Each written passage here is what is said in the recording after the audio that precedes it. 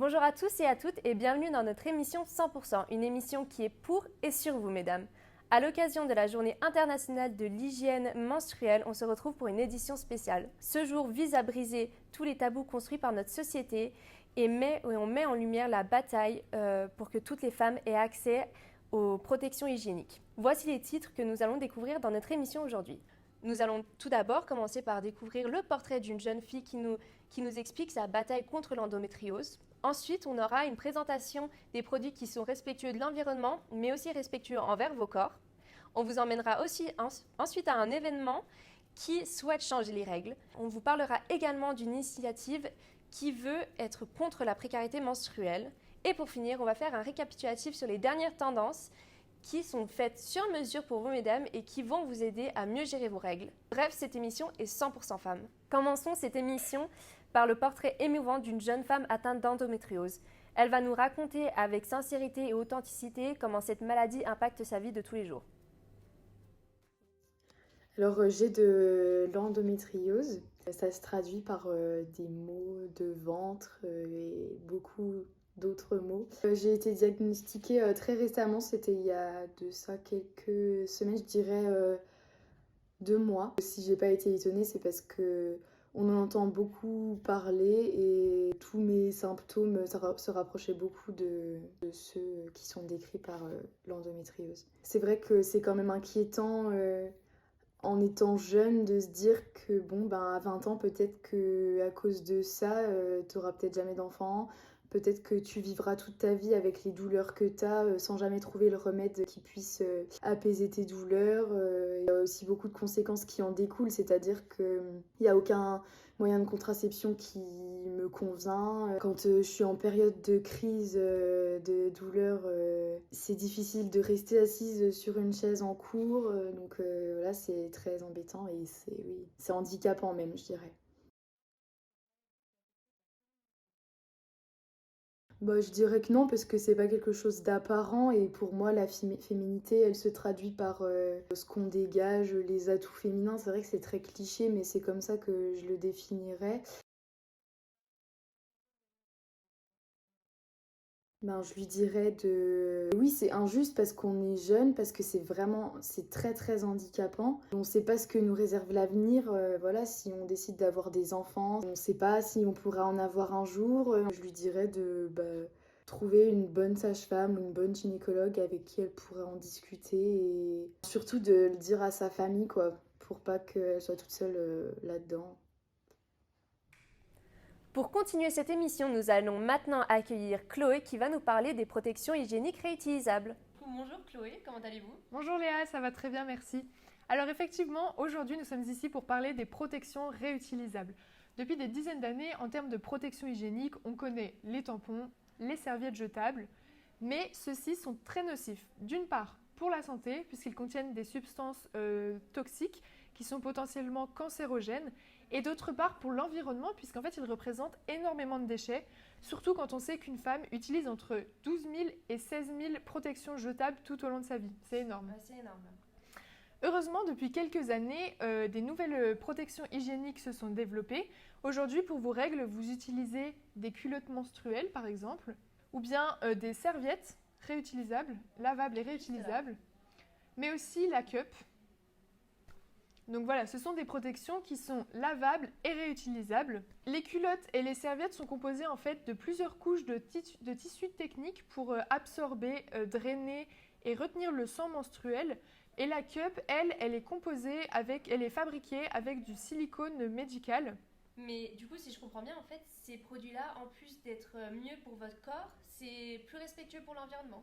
Oui, en effet, puisqu'en fait, ces protections lavables, après utilisation, on les lave bien évidemment et on peut les réutiliser à l'infini. Ces solutions réutilisables sont également plus douces pour le porte-monnaie puisque c'est vrai qu'elles coûtent plus cher à l'achat que des protections jetables, mais finalement elles sont rapidement rentabilisées.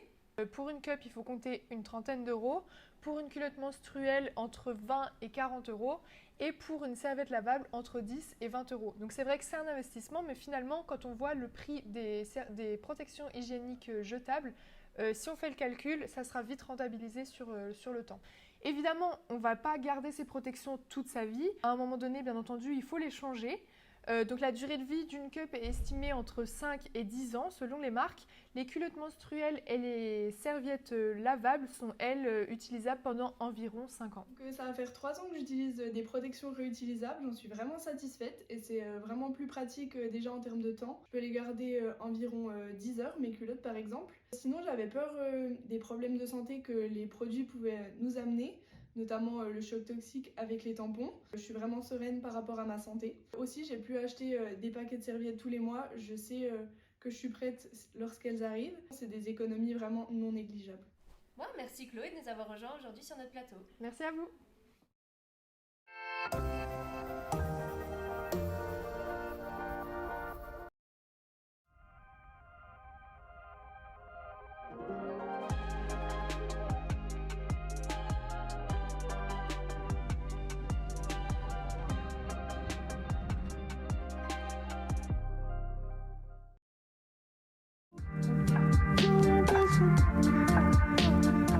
On continue cette émission avec le festival Sans Rancune qui se déroule actuellement à Paris.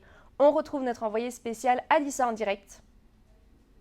Je suis actuellement dans le 10e arrondissement de Paris pour le festival queer et féministe Sans Rancune organisé par le collectif Clinique. Ici, on célèbre les femmes décomplexées qui veulent changer les règles de la société qui leur ont fait longtemps penser que leur menstruation était sale. Les objectifs de Sans Rancune sont les suivants. Interroger les pratiques gynécologiques et la prise en charge des personnes endométriosiques, lutter contre toute forme de violence médicale et gynécologique et se réapproprier les savoirs gynécologiques. Ici, de nombreuses conférences ont lieu et on aborde tout type de débats, comme par exemple le peu d'importance accordée à l'éducation sexuelle au sein du système scolaire, les injustices sociales, l'accessibilité à la santé sexuelle. Comment les corps des femmes sont-ils exploités sous un régime capitaliste ? Pourquoi les laboratoires pharmaceutiques n'encouragent pas la recherche sur l'endométriose ? Ici, on n'a pas le temps de s'ennuyer. On nous propose des projections de films comme 28 jours d'Angèle Marais, divers ateliers comme automassage, du speak coaching ou encore un goûter d'écoute, une chorale. De nombreuses femmes sont venues au festival, elles chantaient fort et elles dansaient, elles criaient même parfois, et elles ont paru puissantes, unies et déterminées. Et j'ai généralement senti une telle soif de liberté partagée. Merci Alissa.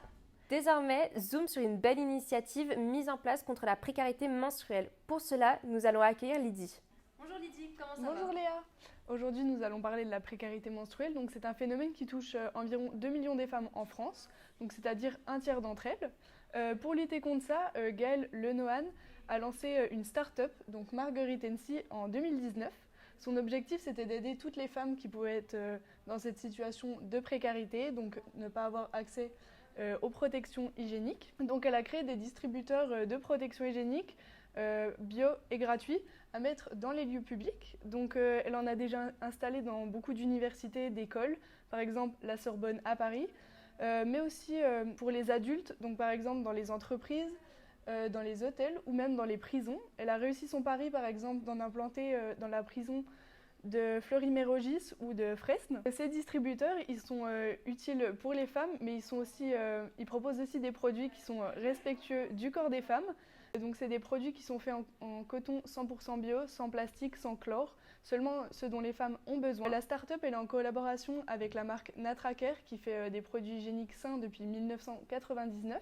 Si l'initiative vous plaît, vous pourriez penser à en implanter dans les lieux publics, car ils sont disponibles à l'achat ou à la location. Ouais, merci pour cette intervention Lydie. Et pour terminer, nous allons parler d'applications qui sont très utiles pour mieux gérer vos règles. La tendance du moment, et depuis maintenant quelques mois, ce sont les règles connectées. À l'aide d'une application ultra complète, les jeunes filles peuvent suivre leur cycle menstruel et le comprendre. Fini les règles surprises qui débarquent sans prévenir. L'application analyse votre cycle et vous alerte lorsqu'il est sur le point de commencer. Mais l'étude ne s'arrête pas là. L'utilisatrice renseigne également des détails sur la douleur, son niveau d'énergie, son niveau de saignement, ses émotions, son sommeil et même sur ses interactions sociales ou encore l'état de ses cheveux. Tant de critères qui définissent la nature des règles chez une personne et qui peuvent être importants, voire cruciaux, à la compréhension et à l'acceptation de cette période du mois. Alors moi j'utilise l'application Clou depuis des années. C'est très efficace puisque vu que j'ai un cycle très irrégulier, L'application, elle a bien réussi à me cerner. Parfois, elle est encore un peu perdue, mais elle m'indique quand même assez précisément quand mes règles vont commencer. En plus, moi, j'ai eu beaucoup de mal à accepter le fait d'avoir mes règles. Je voulais vraiment pas subir ça tous les mois, ça me saoulait. Mais du coup, maintenant, j'ai presque hâte de les avoir et de remplir les petites cases tous les mois, c'est rigolo. Merci à vous d'avoir suivi notre émission. On espère qu'elle vous aura plu et que vous avez appris beaucoup de choses. Retrouvez-nous le mois prochain pour parler de la cause des LGBTQ+. Maintenant, bye!